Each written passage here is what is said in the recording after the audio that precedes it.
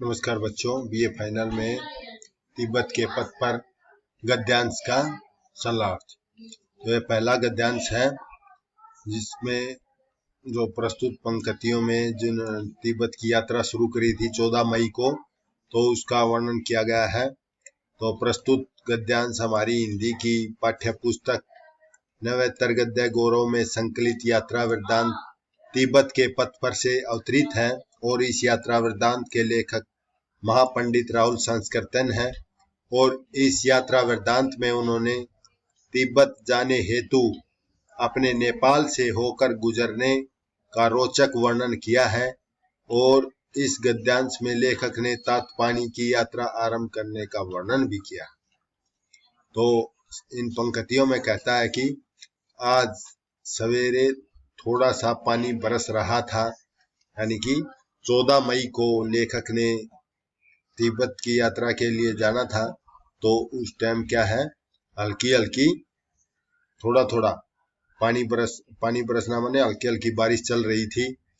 और बड़े सवेरे ही सोच आदि से निवृत्त होकर मैंने तमगढ़ तरुण से साथ चलने को कहा। तरुण माने होता है युवक और तमगढ़ जाति का था, तमगढ़ जाति का। तो लेखक कहता है कि मैंने सुबेरे सोच आदि से नहा धो करके फारिग हुआ था। निवृत्त होना माने फारिग होना, अपने जो नित्य क्रिया होती है तो उससे फारिग होकर के, और मैंने तमगढ़ जाति के युवक को अपने साथ चलने को कहा था।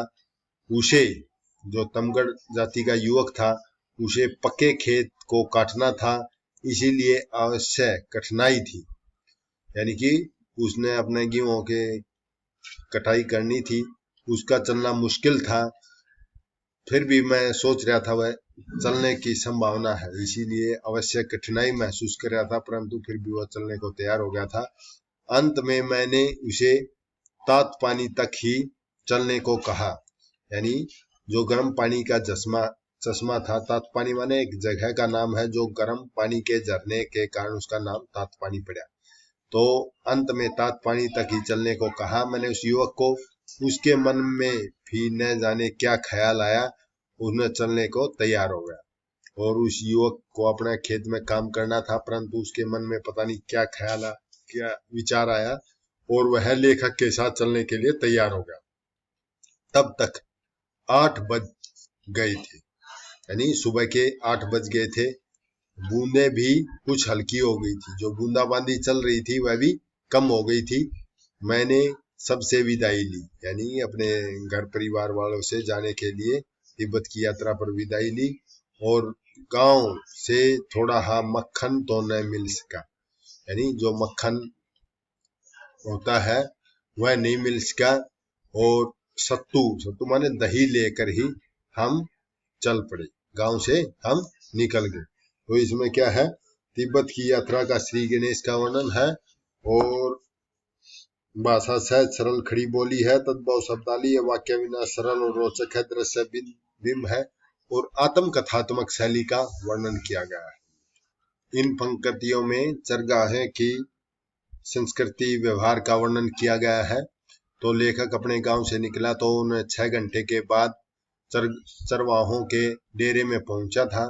तो वहां डेरे में देखा जामो गाय एक चमड़े मृग से उत्पन्न मादा दुही जा रही थी, यानी कि जामो का अर्थ है गाय, और चमड़े मृग से उत्पन्न मादा, यानी कि याक जैसी एक गाय थी जिसका दूध निकाला जा रहा था। गृहपति माने घर का स्वामी लकड़ी के छोटे से बर्तनों में दूध कर माने दूध निकालना उसके। तो घर का स्वामी, घर का जो आदमी था, वह लकड़ी के बर्तन में दूध निकाल रहा था। और गृह पत्नी चारा तैयार कर रही थी। जो उसकी पत्नी थी वह गायों के लिए चारा तैयार करके उनके डाल रही थी। और इस देश में दूहने के वक्त गाय के सामने कोई खाने की चीज अवश्य रखनी पड़ती है। तो जब वे दूध निकाल रहे थे वहां पर गायों के सामने चारा डालकर ही दूध निकाला जाता है। जैसे कि हमारे भी गाँव में दूध निकालते समय गाय भैंस के सामने चारा डालने के बाद ही वह दूध देती है, तो उसी प्रकार उस देश में भी दूहने के वक्त गाय के सामने खाने की चीज यानी कि चारा डालने के बाद ही चीज अवश्य रखनी होती है। और डेरे के एक छोटे से लकड़ी का बर्तन छाछ से भरा हुआ था। तो लेखक और उसका साथी तमगढ़ युवक ने डेरे में देखा कि एक कोने में लकड़ी का एक बड़ा सा बर्तन था जो छाछ माने लस्सी से भरा हुआ था। डेरे वालों ने दूध पीने के लिए कहा। जो डेरे के लोग थे उसने लेखक से कहा कि दूध पीजिए, किंतु लेखक ने छाछ पसंद की, परंतु लेखक ने छाछ पीना पसंद किया। इसके बाद उन्होंने खाने का भी आग्रह किया, खाने के लिए निमंत्रण दिया लेखक को। लेखक ने विचार किया कि भी आगे रास्ते में क्या पता मिलेगा नहीं मिलेगा, तो उसने स्वीकार कर लेता है।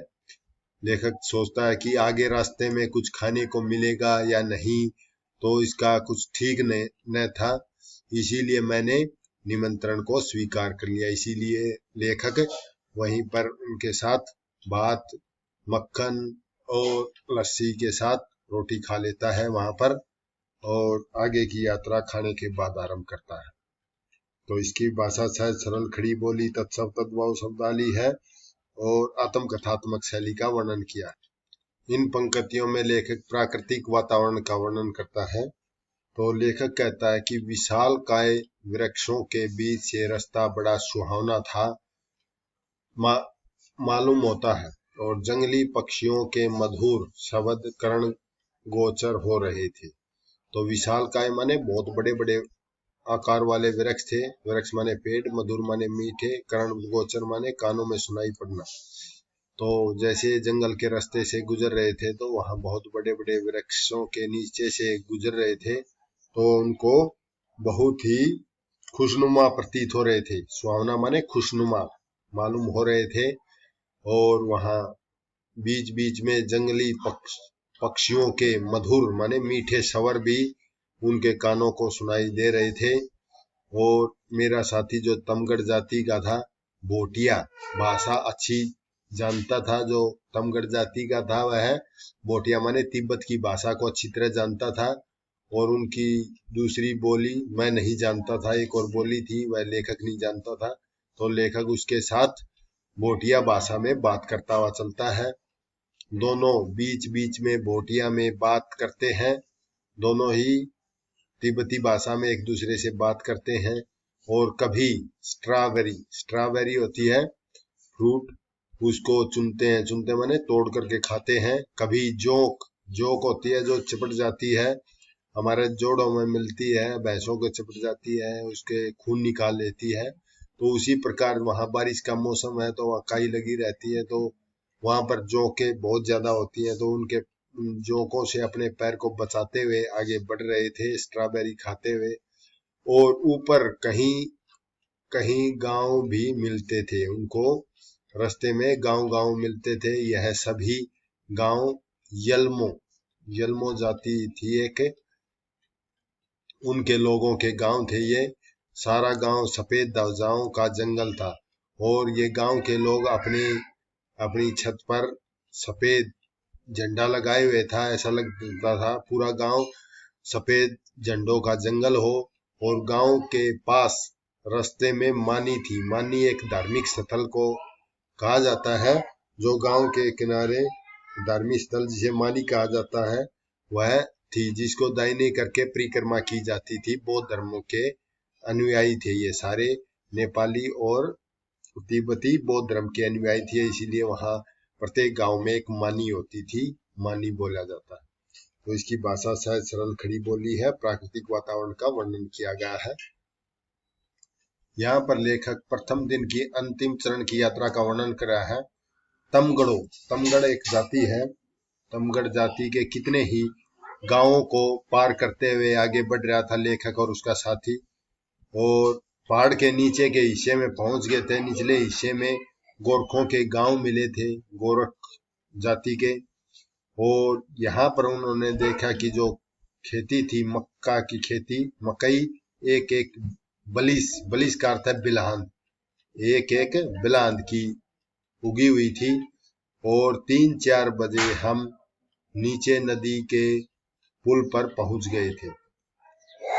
शाम के 3-4 बज चुके थे तो लेखक और उसका साथी नदी के पुल पर पहुंच गए थे। यहाँ पर एक सरकारी सिपाही रहता था जो उसकी सुरक्षा करता था, किंतु उसे एक बोटिया लांबा से क्या लेना था। तो यहाँ पर कहता है कि उसे बोटिया लांबा से कुछ नहीं लेना देना था। वहां बोटिया लांबा की जाति के लोग थे। तो वहां पार होकर के चढ़ाई शुरू हो गई थी। चढ़ाई में अब इतनी फुर्ती नहीं रही थी, थकान महसूस कर रहा था लेखक।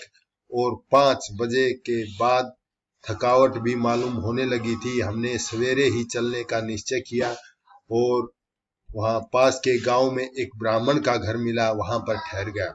वहां पर लेखक और उसका साथी ठहर गए थे। तो 5 बजे के बाद अपनी यात्रा बंद कर देते हैं शाम को और वहां पर ब्राह्मण के घर रुक जाते हैं। लेखक इन पंक्तियों में अगले दिन, दूसरे दिन की यात्रा का वर्णन करता हुआ कहता है कि 2 बजे के करीब से उतराई शुरू हो गई थी। लेखक पहाड़ पर चढ़ता है और फिर उतराई 2 बजे के करीब पहाड़ से उतराई शुरू हो जाती है। अब भी हम सर्बों की बस्ती में थे, यानी सर्बो जाति की बस्ती में थे। और यल्मो लोग भी सर्बा भोटियों की एक शाखा है। तो लेखक यहाँ कहता है कि जो सर्बा है, सर्बा जाति के लोगों की जो बस्ती थी, वो भी यल्मो जाति से उसका संबंध जोड़ता है। सर्बो और यल्मो दोनों का एक संबंध है, दोनों एक ही जाति से थे। और ऐसा बताया जाता है कि ये सर्बा जाति के लोग नेपाल से लेकर के दार्जिलिंग तक बसे हुए हैं। तो यल्मो लोग भी सर्बा भोटिया की एक शाखा है, यानी कि सर्बा यल्मा एक ही जाति के लोग थे।